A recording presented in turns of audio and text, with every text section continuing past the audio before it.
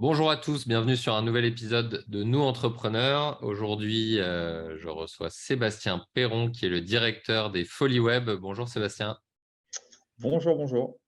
Bienvenue sur Nous Entrepreneurs. Est-ce que tu peux simplement te présenter et présenter ton parcours entrepreneurial qui est assez riche, je pense? Ouais, bien sûr, avec plaisir. Sébastien Perron, tu l'as dit, je dirige une TPE, lyonnaise qui s'appelle les Folies Web, qui vise à orienter les dirigeants vers les bons choix numériques. Je pense qu'on aura l'occasion d'y revenir et pour ma part, j'ai, 2 grands blocs dans ma vie professionnelle. J'ai passé, 15 ans, d'abord à Paris, plutôt dans des grands groupes, que ce soit des groupes médias ou digitaux, depuis 2017, je suis revenu, dans la région, à Lyon là, pour le coup, je me suis concentré sur, impacter positivement la vie, professionnelle et puis la réussite des dirigeants de petites entreprises. J'ai créé une première boîte en arrivant en 2017, depuis 2020, j'ai rejoint, les Folies Web et ce projet qui me tient à cœur aujourd'hui. Ok, super. C'était quoi du coup ta première boîte? Est-ce que tu peux nous en dire un petit peu plus sur qu'est-ce qui t'a... Ça paraît très fluide, c'est toujours comme ça quand on raconte nos histoires. Ah, moi, je suis revenu et puis j'ai décidé de lancer une boîte. Est-ce que tu peux nous dire un peu plus sur cette bascule et ce que faisait ta première boîte? Ouais, bien sûr, en fait, en arrivant à Lyon, je me suis posé la question de ce que je ferais, professionnellement j'avais envie de me lancer. Il se trouve que j'ai croisé 2 anciens, collègues et amis qui étaient à peu près dans la même situation au même moment. Donc on s'est dit que ça pourrait être intéressant de monter une boîte de conseil en marketing digital. On était des ex de Google, Facebook et autres donc du coup, ça nous a permis de nous ouvrir aussi quelques portes et de nous lancer. Et puis on a travaillé ensemble environ 18 mois et puis on s'est aperçu qu'on n'avait pas forcément, les mêmes envies, les mêmes besoins à ce moment-là du coup, on a choisi de séparer nos chemins à ce moment-là. On reste bons amis, mais Ouais. c'était juste pas la bonne aventure au bon moment pour nous. Moi, en fait, à ce moment-là, je me suis posé la question de l'aventure d'après, justement et j'ai eu l'occasion de rencontrer, les fondateurs d'une autre société lyonnaise qui s'appelle Neo Camino, qui avait un projet qui était justement les Folies Web, qui était un projet à l'intérieur de Neo Camino ils cherchaient quelqu'un pour prendre en main ce projet, l'autonomiser en quelque sorte, et puis le faire évoluer. Donc, là encore, une histoire de timing en réalité moi, le projet m'a tout de suite beaucoup parlé et du coup, c'est pour ça que je me suis, lancé et en fait, j'ai rejoint, la boîte début 2020, 3 semaines avant le covid, en l'occurrence. On a autonomisé la structure. La structure est opérationnelle depuis le 1er janvier 2022, donc ça fait 1 an, un peu plus d'1 an. Ok, génial. Et alors, qu'est-ce que vous proposez et à qui avec les Folies Web? Parce que on peut être un peu perdu. Est-ce que c'est un programme public? Est-ce que c'est privé? Est-ce que c'est un mix des deux? Est-ce que tu peux nous décrire un peu tout ça? Et Ouais, c'est et à une qui ça bonne s'adresse aussi, du coup? ouais, ouais, c'est une bonne question. On s'adresse, globalement, on s'adresse aux dirigeants, au sens très large du terme. C'est-à-dire qu'on a, des créateurs, ou des futurs créateurs qui viennent, nous voir. On a des solopreneurs, on a des indépendants, des freelances, des dirigeants de petites structures. Généralement, on s'arrête à des TPE ou des petites, PME, même si en soi, on est ouvert à tous. En fait, ce qu'on propose, c'est, de prendre du recul et puis d'orienter vers les bons choix numériques. C'est-à-dire que notre mission à nous, c'est de se dire, le numérique, c'est finalement un concept qui est assez large. Il y a plein de choses possibles. Il y a aussi pas mal d'erreurs à faire et donc on essaye d'éviter ces erreurs-là et de faire gagner du temps aux dirigeants pour impacter positivement la réussite de sa boîte.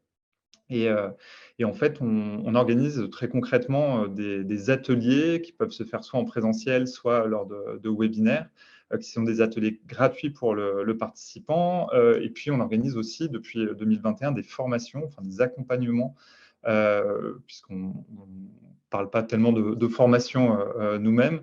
Et là-dessus, c'est un peu la même chose. On va prendre des petits groupes et on va aider les dirigeants à passer un cap passer une action. Donc, ça peut être créer la première version de son site internet ou créer une newsletter ou ce genre de choses.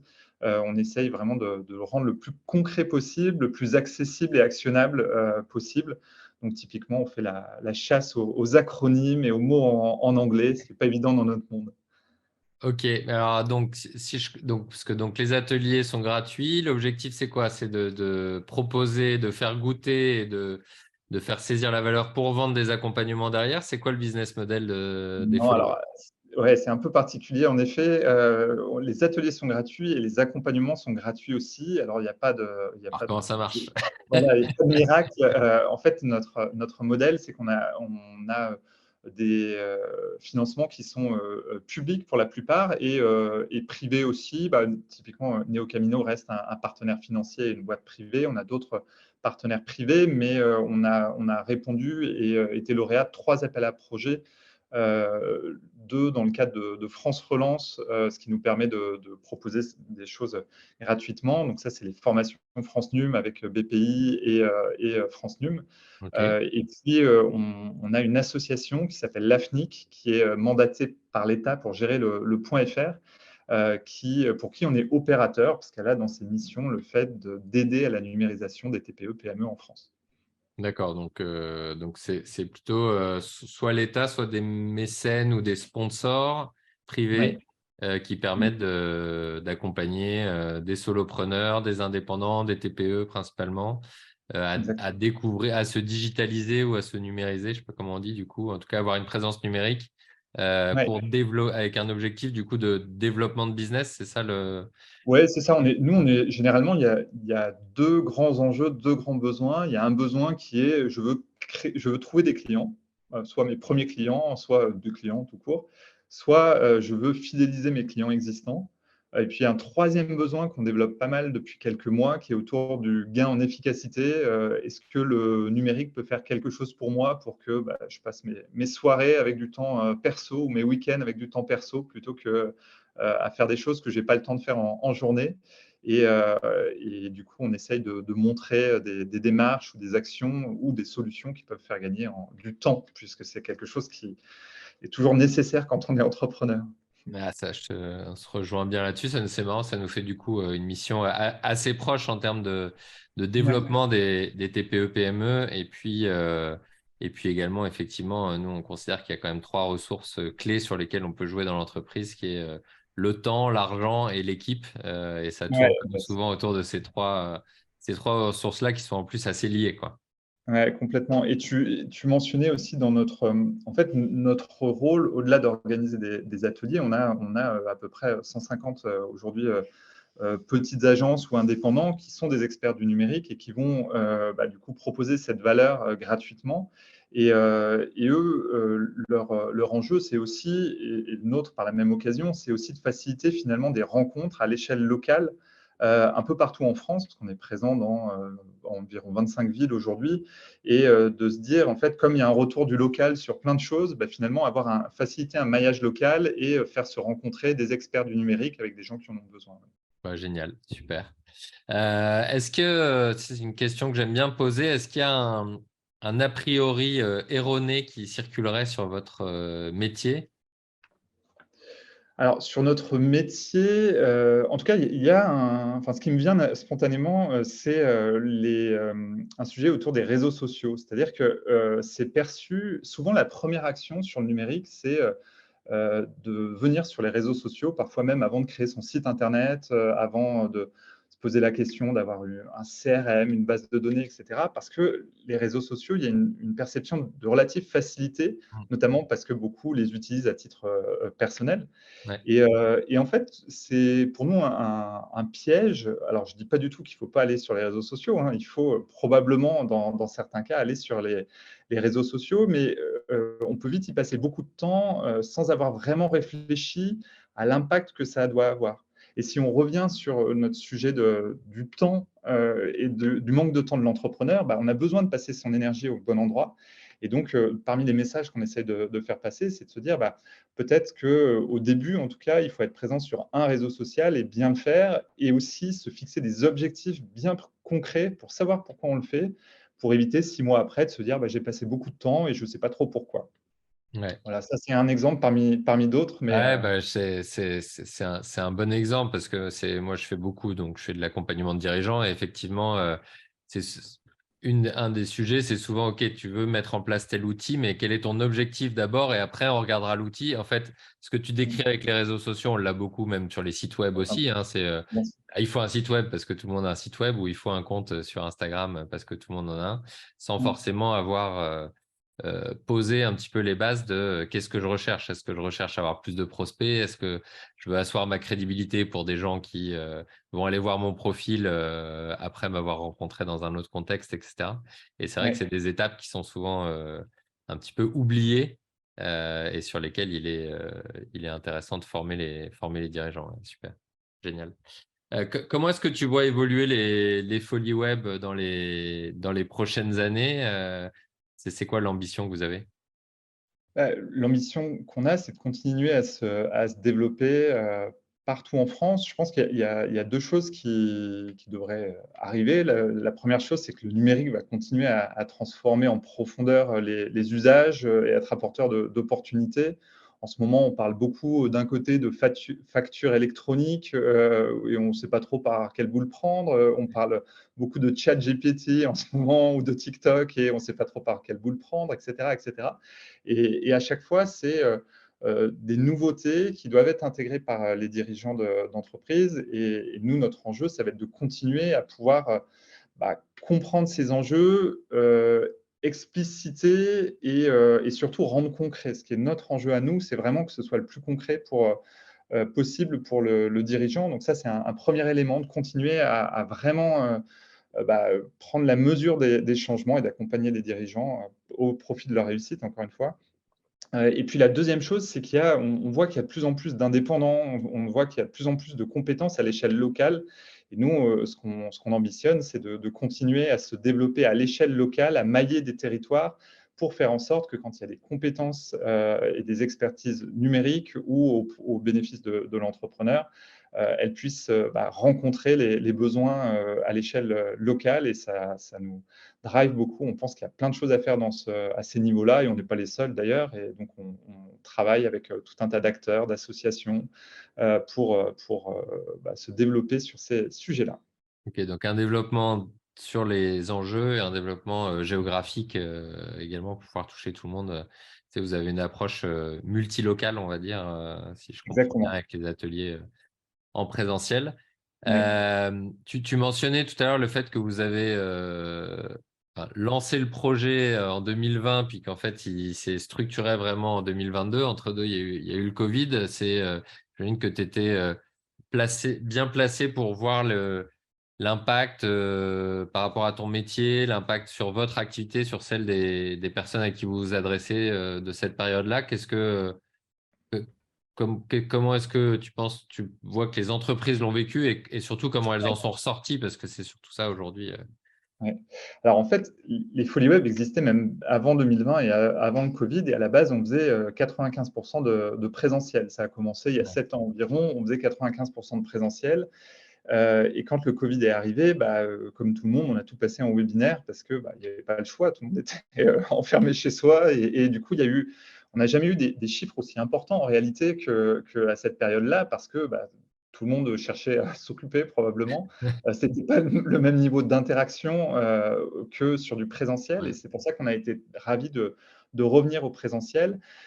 Mais on pense qu'il y a une complémentarité et que c'est en fait les dirigeants, on a pu s'apercevoir que finalement il y a eu, si je suis assez binaire, il y avait des dirigeants qui avaient pris le numérique à bras le corps avant le Covid et qui ont été capables de rester en contact avec leurs clients. C'est aussi bête que ça. Si tu étais une épicerie, typiquement, ton épicerie était fermée et encore enfin, les épiceries sur l'alimentaire ont été assez vite réouvertes, mais avec des conditions qui ont beaucoup évolué. Donc, c'était une période où il fallait énormément communiquer avec ses clients, ne serait-ce que pour leur donner des informations assez basiques, en fait.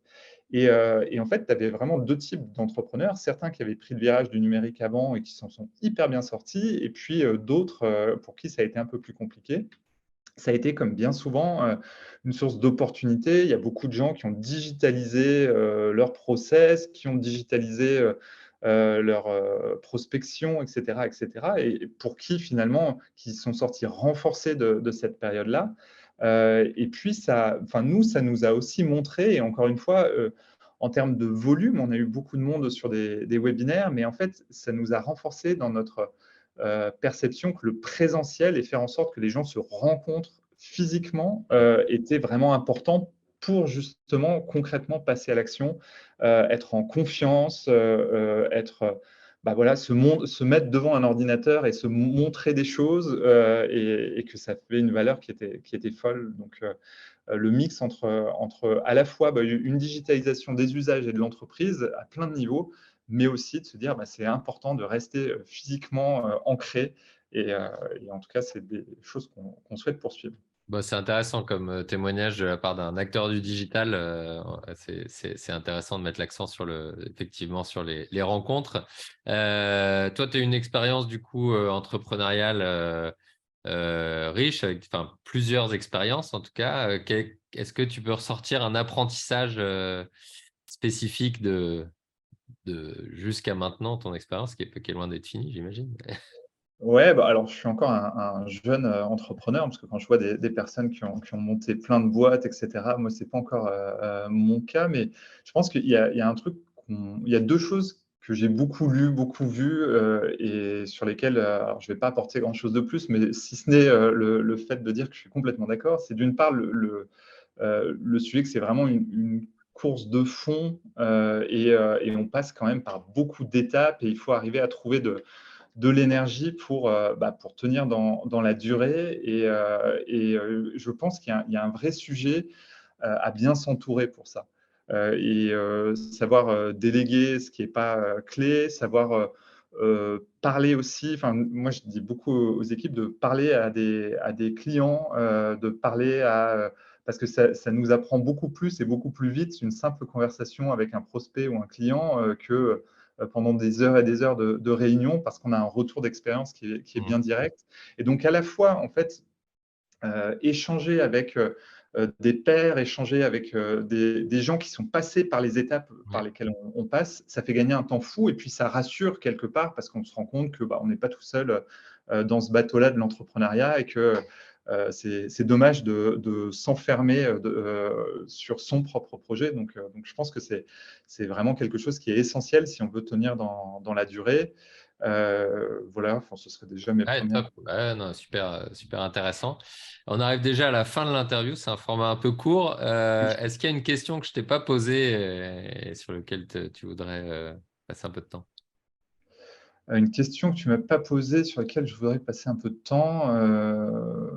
Non, enfin, je pense que moi, ce que je trouve encore une fois hyper intéressant, c'est le fait quand on est entrepreneur, de passer des étapes, et de se dire, et de ne pas les griller, mais de vraiment être dans un mode de se dire, au début, on est souvent tout seul, il faut tout faire tout seul, et de se dire comment je fais pour aller à l'étape suivante, et puis comment je fais pour aller à l'étape suivante, etc. Et du coup, que ce soit au niveau des outils, nous on parle beaucoup d'outils, de solutions digitales, etc., de ne pas chercher à prendre des outils hyper complexes au début, mais de bien se poser la question de son besoin à un moment donné, et puis peut-être à 6 mois, pour ne pas changer tous les jours non plus. Et c'est la réalité aussi pour finalement un peu tout, et dans tout ce qui va pour, je sais pas, un expert comptable ou d'autres choses, de se dire comment on fait pour être accompagné de la bonne façon, pour passer les étapes et y aller progressivement. En tout cas, c'est quelque chose qui nous drive au quotidien, pour arriver à justement passer ces étapes et croître à notre rythme, et en le faisant bien. Génial. Top. Merci Sébastien. Comment est-ce qu'on te contacte et comment est-ce qu'on suit les Folies Web si pour les personnes qui veulent avoir des formations, assister à des ateliers, des webinaires? Ouais, comment on suit les Folies Web? En allant sur le site, c'est lesfoliesweb.fr, Un LES. L, deux L? Non, il y a un L, ouais, Un L. les Folies Web, WEB à la fin. Ouais. Et comment on me contacte moi? Par exemple, via LinkedIn, vous tapez Sébastien Perron, P-E-2-R-O-N. Et puis, si je suis associé au Folie Web, alors c'est bien moi. Si vous voyez que je suis un naturopathe, ce n'est pas moi. Voilà. Génial. Super. Eh ben, écoute, merci beaucoup Sébastien. Merci d'avoir répondu à mes questions et puis à très bientôt sur un nouvel épisode de Nous Entrepreneurs. Ciao. Merci à toi, Benjamin. Ciao.